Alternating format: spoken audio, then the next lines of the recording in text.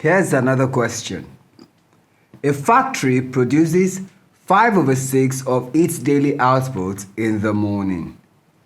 If 1/8 of the output is defective, that is bad, what fraction of the good output remains?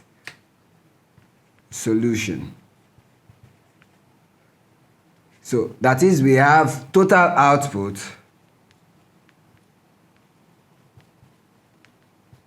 as 5/6.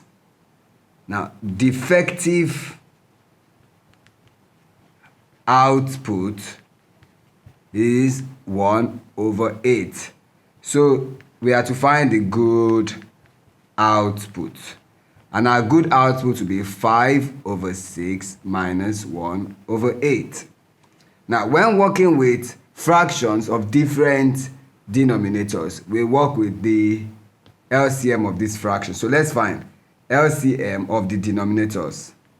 LCM of 6 and 8. So when 2 goes, we have 3, 4. 2 goes, we have 3, 2. 2 goes, we have 3, 1. And then 3 goes, so we have 1, 1.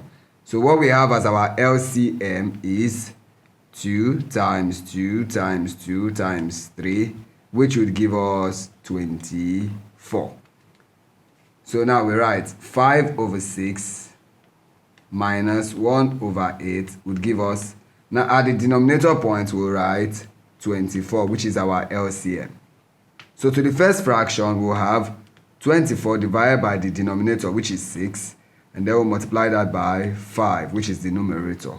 Then minus to the second fraction to be 24 divided by 8, and then we multiply that by 1. Now, what is 24 divided by 6? That is 4. So we have 4 times 5 minus 24 divided by 8 would be 3. So 3 times 1 all over 24. Now, this would give us 20 minus 3 over 24. And 20 minus 3 will give us 17. So 17 over 24. And this is the lowest possible term of this fraction.